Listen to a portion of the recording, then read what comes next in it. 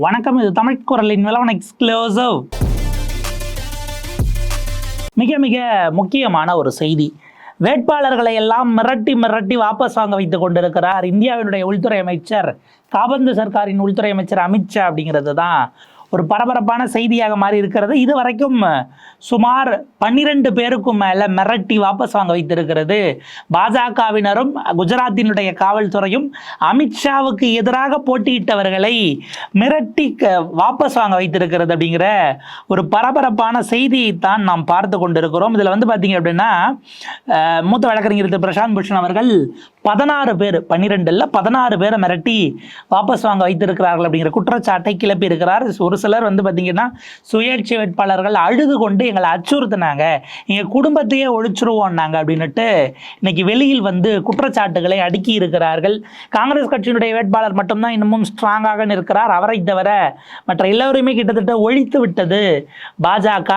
அமித்ஷா அவ்வளோ பெரிய தேர்தல் விற்பனர் அப்படின்னா, மிக தைரியமாக தேர்தலை சந்திக்கக்கூடிய வியூக வகுப்பாளர் அப்படின்னா, ஏன் இப்படி பயப்படுகிறார் என்கிற கேள்வி மிக முக்கியமானது.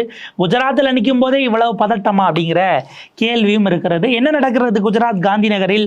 மிரட்டி வேட்பாளர்களை எல்லாம் வாபஸ் வாங்க வைத்துவிட்டு அதற்கு பிறகு நாங்கள் ஜெயித்து விட்டோம் என்று மாறுதட்டுவது தான் பாஜகவினுடைய ஸ்ட்ராட்டஜியா என்கிற விஷயங்களை விரிவாக விளக்குகிறது இந்த தமிழ் குரலின் விளவன் எக்ஸ்க்ளூசிவ் செய்தி தொகுப்பு. பாஜக பல மாடல்களை நமக்கு காட்டியிருக்கிறது. அதில் ஒன்று தான் வந்து பார்த்தீங்க அப்படின்னா, சண்டிகர் மாடல், அதே போல் சூரத் மாடல், இண்டோர் மாடல், எல்லாத்த விட மிக முக்கியமானது குஜராத் மாடல் அப்படின்னு 10 ஆண்டுகளுக்கு முன்பாக அவங்க ஏமாற்ற தொடங்குது. இன்னைக்கு வரைக்கும் ஒரு பெரிய செக்ஷனை ஏமாற்றிக்கிட்டே இருக்கிறாங்க, நம்பிக்கிட்டு இருக்காங்க. வாட்ஸ்அப்பில் வர்றதெல்லாம் நம்பி நம்ம ஆட்கள் படக்கூடிய அவஸ்தை கொஞ்சம் நஞ்சம் இல்லை அப்படிங்கிறத பார்த்துட்டு இருக்கிறோம்.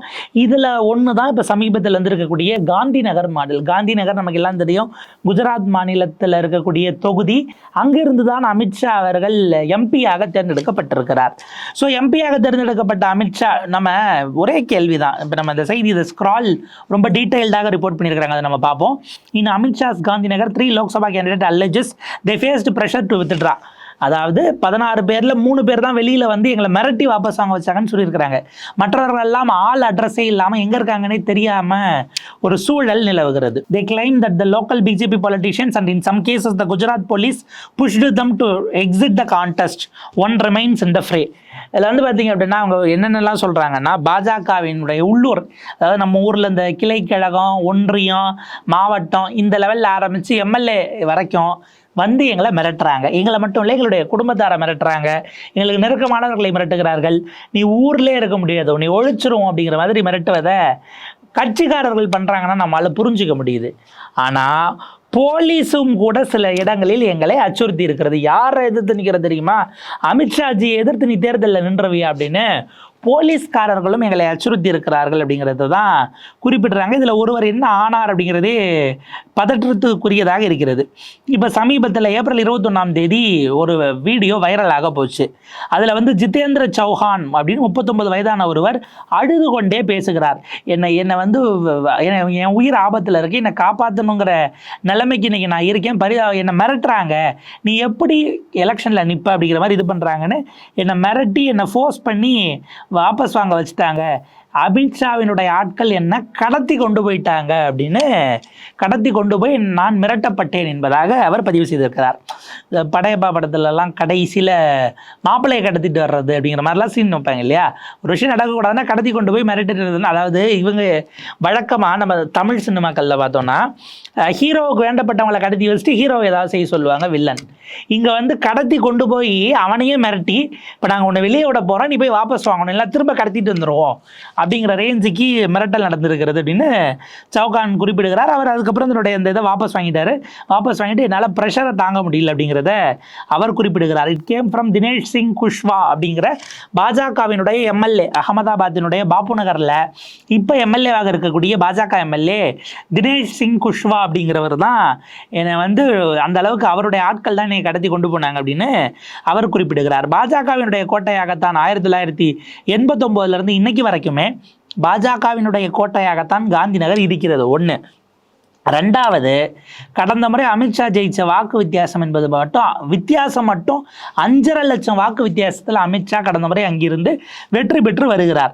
அப்படி இருக்கும்போது குஜராத்தினுடைய 26 சீட்டுகளையும் நாங்கள் வெற்றி பெற்று விடுவோம், ஒவ்வொரு சீட்லையுமே 5 லட்சம் வாக்கு வித்தியாசத்தில் பாஜக ஜெயிக்கும்னு வாக்குகள் இந்த கருத்து கணிப்பு பலரும் போடுறாங்க இல்லையா.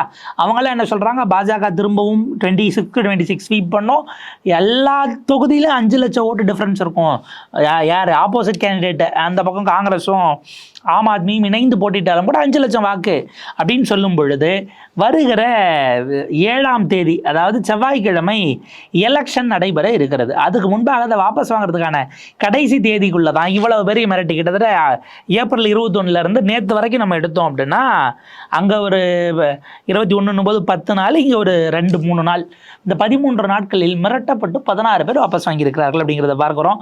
3 கேண்டிடேட், சௌஹான் ஒன்று, ரெண்டாவது மற்ற லோக்கல் பாலிட்டிஷியன்ஸுமே இதை பெயர் குறிப்பிடாமலே எங்கள் பேரை வெளியில் சொல்கிறாதீங்க ஆனால் நாங்கள் சொல்கிறோம் அப்படின்னு சொல்லிட்டு குறிப்பிட்றாங்க.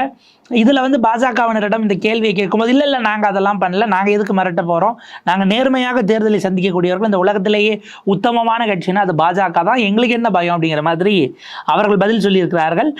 டிஜிபிக்கு பல கேள்விகள் அனுப்பப்பட்டிருக்கிறது. ஏன்னா ஊடகவியலாளர்கள் சார்பில் கேட்க முடியாது. இந்த ஸ்க்ரால் இதில் குஜராத்தில் அங்கே குறிப்பாக இந்த தொகுதிக்கு உட்பட்ட இடத்துல அங்கே ஸ்டேட்டினுடைய இதாக இருக்கக்கூடியவர், டைரக்டர் ஜெனரல் ஆஃப் போலீஸாக இருக்கக்கூடிய குஜராத்தினுடைய டிஜிபி விகாஸ் சாஹேக்கு கேள்விகளை அனுப்பியிருக்கிறார்கள். இது வரைக்கும் அது தொடர்பான ரெஸ்பான்ஸ் அப்படிங்கிறது வரல, வந்தால் நாங்கள் அதை பப்ளிஷ் பண்ணுறோம் அப்படின்னும் ஸ்க்ரால் சொல்லியிருக்கிறாங்க. ஸோ 16 பேர் ஓடி இருக்கிறாங்க. 12 பேர் பார்த்திங்கன்னா இண்டிபெண்டன்ஸ், சுயேட்சையாக நிற்கக்கூடியவர்கள். 4 பேர் இந்த குட்டி குட்டி கட்சிகள் இருக்கும். நம்பூர்லலாம் 2 சீட்டில் நிற்கக்கூடியவர்கள், 1 சீட்டில் நிற்கக்கூடியவர்கள், ஒரு ஒரு ஒரு பகுதியில் மட்டும் அவங்களுக்கு செல்வாக்கு இருக்கும் அப்படிங்கிற மாதிரி இருக்கும். அப்படி குட்டி குட்டி கட்சியாக ஒரு 4 கட்சி நினச்சி அவங்களுக்கு பெரிய லெவலுக்கு லம்பாக, அதாவது இண்டிபெண்டன்ஸாக இருந்தால் அவங்களுக்கு மிரட்டி அனுப்புறது. சில பேருக்கு பணம் கொடுத்து அனுப்பியிருப்பாங்க. ஆக்சுவலாக பணம் கொடுத்து அனுப்பப்பட்டவர்கள்லாம் வாயை திறக்க மாட்டாங்க, ஆள் எங்கே இருக்காங்கன்னு தெரியாமல் போயிடும். கட்சிகளுக்குமே கூட ஒரு குறிப்பிட்ட அமௌண்ட்டை நாங்கள் கொடுக்குறோம், வாபஸ் வாங்கிருங்கிற லெவலுக்கு தள்ளி விடுவதாக இருக்கும் அப்படிங்கிறத குறிப்பிட்றாங்க. I was offer to state my price however much I want, Chauhan alleged. என்கிட்ட கேட்டாங்க உனக்கு எவ்வளோ வேணும், எவ்வளோ கோடி வேணும், வாங்கிட்டு நீ விலகிடு, அவ்வளோதாங்கிறத விலையை தான் அவங்க பேசினாங்க. முதல்ல எனக்கு பணம் வேண்டாம், நான் எதுக்கு வாபஸ் வாங்கணும் எனக்கு சொல்லுங்கன்னு நான் கேட்டேன். எனக்கு ஆல்ரெடி 3 பெண் பிள்ளைகள் இருக்கிறாங்க, நான் அவங்கள பார்த்துக்கணும், எனக்கு ஏதாவது ஆச்சுன்னா அவங்க எப்படி இது பண்ணுவாங்க அப்படிங்கிறதெல்லாம் யோசிச்சு தான் நான் வாபஸ் வாங்கிட்டேன். அவங்ககிட்ட நான் கேட்குறேன் எதுக்கு நான் வாபஸ் வாங்கணும்னு கேட்கும்போது அதற்கு பிறகு என்னை மிரட்ட தொடங்கினார்கள், குடும்பத்தை நினச்சி நான் வாபஸ் வாங்கிட்டேன் அப்படின்னு ஜிதேந்திர சௌஹான் சொல்லுகிறார். மற்றவர்களை கேட்கும்போது இல்லை அந்த மாதிரிலாம் எங்களை யாரும் இது பண்ணலை, நாங்கள் பல காரணங்களுக்காக விலகிட்டோம், வேட்புமனு போடும்போது நம்மகிட்ட செலவு பண்ண பணம் இருக்குமான்னு அவங்க யோசிக்கலை, அப்படி போட்டுட்டாங்களாம். ஆனால் அதற்கு பிறகு கேம்பெயின் பண்ணுறதுக்கு ஃபண்ட் இல்லை, பிஜேபியிலே ஜாயின் பண்ணலான்னு நினச்சோம், எவ்வளோ உத்தமமான கட்சி, எதிர்த்து வேட்புமனு போட போகிற வரைக்கும் பிஜேபிக்கு எதிராக நம்ம நிற்கணும், பிஜேபியினுடைய இந்த ஆட்சியை ஒழிக்கணும்னு நினச்சிட்டு சுயேட்சையாக போட்டுட்டாங்க. அப்புறம் பிஜேபி என்கிற எவ்வளோ புனிதமான கட்சின்னு தெரிஞ்ச பிறகு அதிலே நம்ம சேர்ந்துருவோம் அப்படின்னு நினச்சி வாபஸ் வாங்கிட்டு அதிலே சேர்ந்த ஆட்களும் சில சுயேட்சைகள் இருக்கிறார்கள். To applying purely out of research interest among others அப்படிங்கிறதெல்லாம் மற்றவங்க ஏன் விலகினீங்கன்னு ஒரு ஆளாக கேட்கும்போது பலரும் சொல்கிறாங்கிறத பார்க்குறோம். They said I should speak to the boss அப்படின்னு சௌஹான் குறிப்பிடுகிறார். இந்த வீடியோ இருக்குது இல்லையா, ஒரு கிட்டத்தட்ட 10க்கும் மேற்பட்டவர்கள் அவரை வீட்டிலேருந்து தூக்கிட்டு போகிறாங்க, தூக்கிட்டு போய் தான் மிரட்டுறாங்க சௌஹான் அப்படிங்கிறவரை.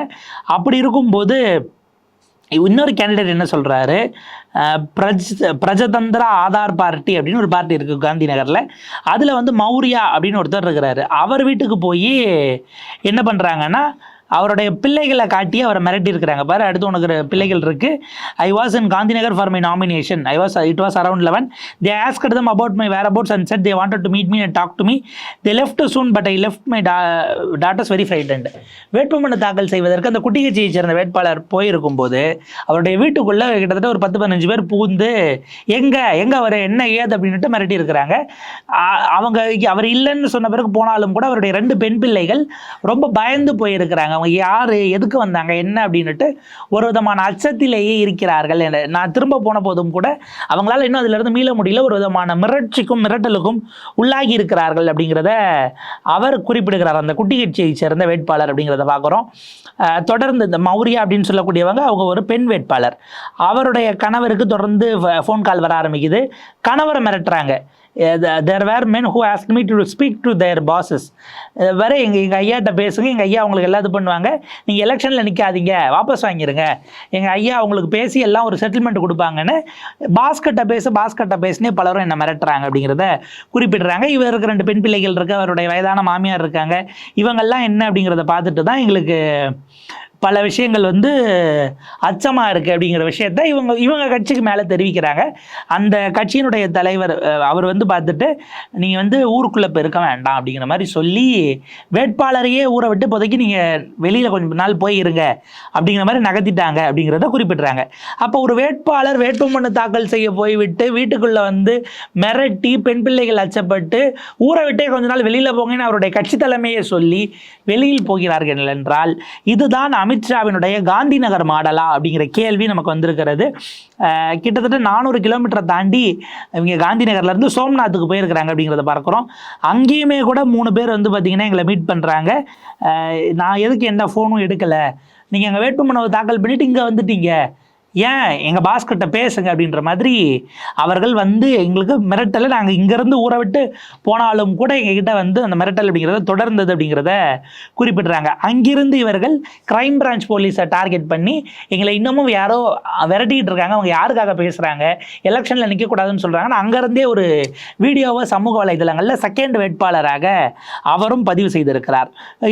இதை கம்ப்ளைண்ட்டாக இந்தியாவினுடைய குஜராத்தினுடைய தேர்தல் அதிகாரியாக இருக்கும் சீஃப் எலக்ட்ரல் ஆஃபீஸருக்கு அந்த பிரஜதந்திரா ஆதார் பார்ட்டி அப்படிங்கிற கட்சியினுடைய தலைவர் உடனடியாக கடிதமும் எழுதி நடந்ததை மொத்தமாக எழுதியிருக்கிறார். யார் அப்படிங்கிறத பார்க்கணும் அப்படிங்கிறத குறிப்பிட்டார். 12 ஃபோன் நம்பர், வெவ்வேறு ஃபோன்ல இருந்தும் அந்த கால்ஸ், மிரட்டல் கால்னு 12 நம்பரையும் குறிப்பிட்டிருக்கிறார் அப்படிங்கிறத பார்க்குறோம். இப்படியான விஷயங்கள் எங்கிருந்து வருகிறது அப்படிங்கிறத கன்சிஸ்டண்ட்டாக இன்னும் கண்டுபிடிக்க முடியாமல் இருக்கிறது அப்படின்னு குறிப்பிடுறாங்க. இதில் ஃபோன் பண்ணவங்களெல்லாம் பார்க்கும்போது ஒருவர் அங்கே ஒரு ஸ்கூல் நடத்தக்கூடியவராக இருக்கிறார். பிஜேபி மெம்பராக அவர் 2017 வரைக்கும் இருந்திருக்கிறார். அதற்கு பிறகு எங்கள் கட்சியில் இருக்காரா என்னங்கிறது தெரியல. பட் அவர் இதுக்கு முன்னால் பிஜேபிக்காரர். இன்னொரு காலர் பற்றி பார்க்கும்போது அது வேறு ஒரு பெண்ணினுடைய நம்பராக இருக்குது. பட் அவங்க மொபைல் அவங்களுக்கே தெரியாமல் ஆக்சஸ் பண்ணிட்டாங்க அப்படிங்கிற மாதிரியான விஷயங்களை குறிப்பிடுறாங்க. ரிலேட்டிவ் ஒருத்தவங்க என் ஃபோனை வாங்கி பண்ணாங்க, பட் யாருக்கு பண்ணாங்கன்னு தெரியாதுங்கிற மாதிரியான பதில்களும் இருக்குது. ஆக மொத்தம் ஒரு வேட்பாளர் அமித்ஷாவுக்கு எதிராக போட்டியிட்டவருக்கு இத்தனை தொல்லை வந்து தான் இது வரைக்கும் 16 பேர் வாபஸ் வாங்கிட்டு மிரட்டப்பட்டு அல்லது பணம் கொடுக்கப்பட்டு வாபஸ் வாங்கிட்டு போங்க என்று அமித்ஷாவை அவருக்கு எதிராக நீங்கள் நிற்கக்கூடாது அப்படிங்கிறத குறிப்பிட்டிருக்கிறாங்க. சிலருக்கெல்லாம் பார்த்தீங்கன்னா அரசியல் உனக்கான வேலையே கிடையாது, இட்ஸ் நாட் யோர் பிஸ்னஸ் அப்படிங்கிற மாதிரியும் மிரட்டி இருக்கிறார்கள் அப்படிங்கிறத நம்ம பார்க்குறோம். இப்படி பலருக்கும் பலவிதமான கதைகள் இருக்கிறது. பிரியதர்ஷின்னு ஒருத்தர் போயிருக்காங்க, அவங்க வேட்புமனு வாபஸ் வாங்கிட்டு அவங்க கேட்டப்ப சொன்னது தான், நான் பாஜகவை எதிர்த்து போட்டியிடணும் அப்படிங்கிற ஒரு வேகத்தில் தான் வேட்புமனு தாக்கல் பண்ணேன். அதற்கு பிறகு யோசிக்கும் போது பாஜக என்கிற ஒரு கட்சி இந்த நாட்டுக்காக எவ்வளோ செஞ்சுருக்குன்னு வேட்புமனு வாபஸ் வாங்கிட்டு அந்த கட்சியிலே சேர்ந்துருவோம் அப்படின்னு எனக்கு ஒரு எண்ணம் வந்தது. உடனே நான் வாபஸ் வாங்கிட்டு சேர்ந்துட்டேன் அப்படின்னு அவங்களுக்கு ஒரு தியரி சொல்கிறாங்க.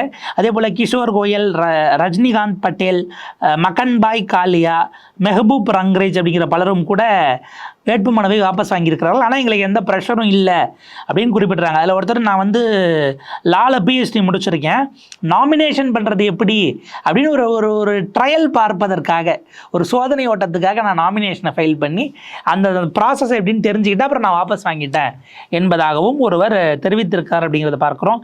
இன்னொருவர் காந்தி நகர் ரொம்ப பெரிய தொகுதியாக இருக்குது, அதனால் நான் போட்டி இல்லை அப்படின்னு சொல்லியிருக்காரு. அஃப்கோர்ஸ் எம்பி தொகுதியில் எது சின்ன தொகுதியில் எத்தனை லட்சம் பேர் இருந்தால் உங்களுக்கு செட் ஆகும் அப்படிங்கிறதெல்லாம் தனியான கேள்விகள். 2017 போட்டிகிட்டு இருக்கிறார், 2022 போட்டிகிட்டு அவர் வாங்கியிருக்கிறாரு. அவர் சொல்லும்போது எலெக்ஷன் கமிஷன் அஃபிஷியல்ஸ் என்ன சொல்கிறாங்க, 16 கேண்டிடேட்டுக்கு மேலே அதில் போட முடியாது, நீங்கள் வந்தீங்கன்னா 17ஆவது கேண்டிடேட்டாக போடுவீங்க, அதனால் வாபஸ் வாங்குங்கன்னு எலெக்ஷன் கமிஷன் ஆட்களே எங்ககிட்ட பேசினாங்க, அதனால் நான் வாபஸ் வாங்கிட்டேன்னு சொல்லியிருக்கிறார். இது உண்மையிலே கவனிக்க வேண்டியது. அப்படிலாம் இத்தனை கேண்டிடேட்டுக்கு மேலெலாம் நிற்கக்கூடாதுன்னு எதுவும் கிடையாது. இல்லாத ஒன்றை சொல்லி தேர்தல் அதிகாரிகளே சொன்னார்கள் என்று அவர் சொல்லும்போது, அமித்ஷாவுக்காக தேர்தல் ஆணையத்தில் பணியாற்றக்கூடியவர்களே இன்றைக்கு பூத் ஏஜென்ட்டுகளைப் போல மாறிவிட்டார்களா அப்படிங்கிற கேள்வி நமக்கு எழுந்திருக்கிறது. இப்போ அமித்ஷா அவர்களை எதிர்த்து அங்கே நிற்கக்கூடியது நம்ம ஓவராலாக பார்த்தோம் அப்படின்னா அவங்க வந்து காங்கிரஸ் கட்சியினுடைய வேட்பாளருக்கும் அமித்ஷாவுக்குமான நேரடி போட்டியாகத்தான் இன்றைக்கு இது மாறி இருக்கிறது. காங்கிரஸை பொறுத்தவரை அமித்ஷாவுக்கு எதிராக ஒரு பெண் வேட்பாளரை நிறுத்தியிருக்கிறார்கள். 62 வயதான காங்கிரஸ்காரர், பாரம்பரியமான காங்கிரஸ் குடும்பத்தைச் சேர்ந்தவர். அதே போல் வந்து பார்த்தீங்க அப்படின்னா மகிழா மோர்ச்சால பெரிய அளவுக்கு பொறுப்பில் இருந்தவராகவும் இருக்கிறார். சோனல் ராமன்பாய் பட்டேல் என்று சொல்லக்கூடியவர் தான் அமித்ஷாவுக்கு எதிராக இந்த முறை எங்கள் கேண்டிடேட்டாக களம் காணுகிறார்கள். அவங்க வந்து பார்த்தீங்கன்னா எந்த அளவுக்கு டஃப்பான ஒரு காம்படிஷனை கொடுக்க முடியும் அப்படிங்கிற கேள்விகளை தாண்டி அமித்ஷாவுக்கு ஏன் இந்த அச்சம் அப்படிங்கிறது தான் இப்போ நம்ம கேட்க வேண்டிய கேள்வியாக இருக்கிறது. அதாவது சுயேட்சைகள் அவங்க என்ன 1000 ஓட்டு வாங்குவாங்களா இல்லை 10,000 ஓட்டு வாங்குவாங்களா அதிகபட்சம்? அப்படி வாங்கிறதெல்லாம் பிரிவது கூட தனக்கு சாதகம் இல்லாமல் போய்விடும் என பாஜக பயப்படுகிறதா அப்படிங்கிறதான் கேள்வி. ஒருவேளை இந்த இடத்தில் இதை கௌரவ பிரச்சனையாக பாஜகவினரை பார்க்கிறார்களா அப்படிங்கிற ஒரு கேள்வியும் எழுது. ஏன்னா சூரத்தில் ஒரு வேட்பாளர் மீதி அத்தனை பேர் வாபஸ் வாங்கிட்டாங்க. காங்கிரஸ் கட்சியில் வந்து பார்த்தீங்க அப்படின்னா அந்த வேட்பாளர் வந்து அவரை நாமினேட் பண்ணவரில் 3 பேர் ஆள் அப்ஸ்காண்ட் ஆகிட்டாங்க. எனவே அவங்க என்ன பண்ணுறாங்க, இவர்களை வந்து பார்த்திங்கன்னா டிஸ்குவாலிஃபை பண்ணிடுறாங்க தேர்தல் ஆணையம். ஒரு போட்டி கேண்டிடேட் போட்டால் அவரும் அப்படி ஆகிடுறாரு. அப்புறம் என்ன சொல்கிறாங்க, இவர் ஏற்கனவே பிஜேபியோட டீலிங் போட்டாருங்கிறாங்க. இவர் ஜெயிச்சுட்டாருன்னு அனௌன்ஸ் பண்ணிட்டாங்க. சூரத்தில் ஒருத்தவரே அதாவது அமித்ஷா லெவலுக்கு இல்லைனாலும் பிஜேபிக்காரராக அடுத்தடுத்த லெவலில் இருக்க ஒருத்தரே அண்ணா போஸ்டாக ஜெயிக்கும்போது அமித்ஷா ஏன் அண்ணா போஸ்டாக ஜெயிக்கக்கூடாது? நம்ம ஜியை வந்து நம்ம ஜெயிக்க வச்சோன்னா அவர் உச்சிக்குள்ளே இருந்த மாதிரி மனசுக்குள்ளே இருந்து அவர் வந்து பார்த்திங்க அப்படின்னா நமக்கு ஏதாவது செய்வார்னு உள்ளூரில் இருக்கக்கூடியவர்கள் அந்த ஒரு என்ன ஓட்டத்தில் பண்ணுறாங்களாங்கிற கேள்வி இருக்குது. இது அப்படியாக பண்ண முடிகிறதா, இல்லைன்னா மத்திய பிரதேசத்தில் நடைபெற்றதை போல இவங்க வேறு எதுவும் வேலைகளில் உள்ளே இறங்கியிருக்கிறாங்களா என்பது தான். இண்டோரில் வந்து பார்த்திங்கன்னா காங்கிரஸ் கட்சியினுடைய வேட்பாளர் வேட்புமனு வாபஸ் வாங்கிட்டு பிஜேபியில் சேர்ந்து சிரித்தபடியே போஸ்ட் கொடுத்ததை பார்த்தோம். அப்புறமா பார்த்ததான் சொன்னாங்க, அவர்கிட்ட கிட்டத்தட்ட 8-10 வருஷத்துக்கு முன்னாடி ஒரு பழைய கேஸில் இப்போ எடுத்து சார்ஜ் ஷீட் புதுசாக போட்டாங்க, அதனால் அவர் வாபஸ் வாங்கிட்டார் அப்படின்னாங்க. ஆக தேர்தல் நேரத்தில் மிரட்டுவதற்காக பயன்படுத்துவதற்கு சகல விதமான விஷயங்களையும் இவர்கள் செய்கிறார்கள், செய்ய தயாராக இருக்கிறார்கள், செய்ய துணிந்தவர்கள் அப்படிங்கிறது தான் நம்ம பார்த்தோம். இதை எதிர்த்து ஒரு பெண் வேட்பாளர் அப்படிங்கிறது நிறுத்திருக்கிறாங்க. ஏன்னா கடந்த முறை நம்ம குறிப்பிட்டதை போல் 5 லட்சம் வாக்கு மார்ஜின் அப்படின்னும் பொழுது நீங்கள் தைரியமாக இருக்கும் பொழுது நீங்கள் சொல்கிறீங்க 370 வாங்குவோம், கூட்டணியோட சேர்த்து 400 வாங்குவோம்னு அவ்வளோ கான்ஃபிடென்ட் இருக்கும்போது எத்தனை கேண்டிடேட்னாலும் நாங்கள் ஜெயிப்போம் அப்படின்னுட்டு தேர்தலை சந்திக்க வேண்டியது தானே உங்களை, அதிலிருந்து எது தடுக்கிறது அப்படிங்கிற கேள்வியை தான் நாம் பாஜகவினரை பார்த்து கேட்க வேண்டியிருக்கிறது. இவர்கள் அந்த சண்டிகர் மாடல் அப்படிங்கிறது தான் மிக மோசமானது. தேர்தல் ஆணையர் பாஜகவின் ஏஜெண்டாக செயல்பட்டு எதிர்க்கட்சிக்கு விழுந்த வாக்குகளை செல்லாது என்று சொல்லி தோற்ற 2வது இடம் வந்த பாஜகவை வெற்றி பெற்றதாக அறிவித்த மிக கேடுகட்ட ஒரு விஷயம் சண்டிகரினுடைய மேயர் தேர்தலில் நடந்தது. உச்சநீதிமன்றம் அதில் அன்றைக்கு தலையிட்டு அதை ரிவர்ஸ் பண்ணிச்சு, அது அப்படி கிடையாது என்று அவர்கள் சொன்னார்கள். ஆனால் இன்னைக்கு வரைக்கும் நமக்கு எழுந்திருக்கக்கூடிய கேள்வி, இந்த வாபஸ் வாங்கியதில் ஒருத்தர் சொன்னார் இல்லையா, தேர்தல் ஆணைய அதிகாரி என்கிட்ட சொன்னார் 16 பேர் வரைக்கும் தான் இவிஎம்மில் மிஷின் வைக்க முடியும், நீ 17வது ஆளாக இருக்க ஆல்ஃபபெட் ஆர்டரில் இவிஎம் மிஷினில் உன் பேரே வைக்க முடியாது, இப்போ உனக்கு ஓட்டே விழாது, எனவே நீ வாபஸ் வாங்கிக்கொள்னு ஒருவர் சொல்கிறார் அப்படின்னா தேர்தல் ஆணையர் நேரடியாக சொன்னாராங்கிறது விசாரிச்சாதான் தெரியும். தேர்தல் ஆணையர் என்கிற பெயரில், தேர்தல் அதிகாரி என்கிற பெயரில் பாஜகவினரை இதை செய்தார்களா அப்படின்னா அது சீட்டிங் கேஸ் உள்ளே வரணும், அவங்க யாருன்னு பார்க்கணும், அது என்ன விதமான கிரிமினல் கான்ஸ்பிரசி அப்படிங்கிறதுக்குள்ளே வரணும், இவ்வளவு விஷயங்கள் இருக்கிறது. ஒட்டுமொத்தமாக பாஜகவினுடைய குஜராத்தினுடைய அரசு இயந்திரம் பாஜகவினுடைய தொங்கு சதையாக மாறித்தான் இன்றைக்கு இருக்கிறது என்பதற்கு இது மற்றும் ஒரு உதாரணம். 16 வேட்பாளர்கள் ஆசை வார்த்தை காட்டி மிரட்டப்பட்டு அவர்கள் குடும்பத்தில் இருக்கிறவர்கள் எல்லாம் அச்சுறுத்தலுக்கு உள்ளாக்கப்பட்டு குழந்தைகள் மைனர் குழந்தைகளுக்கு பயம் ஏற்படுத்தப்பட்டு வயதானவர்களின் மீது அவங்களையும் நாங்கள் தாக்குவோம் என்று சொல்லப்பட்டு கடத்தி சென்று மிரட்டப்பட்டு இப்படியெல்லாம் தேர்தலில் வெற்றி பெறுவதற்காக அவர்களுடைய அத்தனை பேரும் அச்சுறுத்தலுக்கு உள்ளாக்கப்படுகிறார்கள் என்று சொன்னால் நாட்டில் தேர்தல் ஆணையம் எதற்கு இருக்கிறது என்பதுதான் நம்முடைய கேள்வியாக இருக்கிறது. எங்களுடைய முதலாளி சொன்னதை அப்படியே கேட்டுட்டு செய்வதற்குத்தான் நாங்கள் இருக்கிறோம் என்று மற்றும் ஒரு முறை தேர்தல் ஆணையம் நமக்கு உணர்த்தி இருக்கிறது.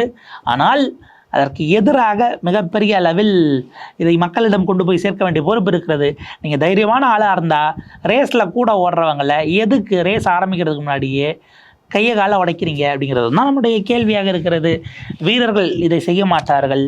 உண்மையிலேயே உள்ளார்ந்த தைரியமுடையவர்களுடைய செயலாகவும் இது இருக்காது. அப்படி என்றால் தன்னுடைய தோல்வியை அமித்ஷாவினுடைய வாயிலிருந்து இதுவரை வராத ஒரு வார்த்தை சமீபத்தில் வந்தது. ஒருவேளை இந்தியா கூட்டணி ஜெயித்தால் அப்படின்னு அவர் சொன்னார்.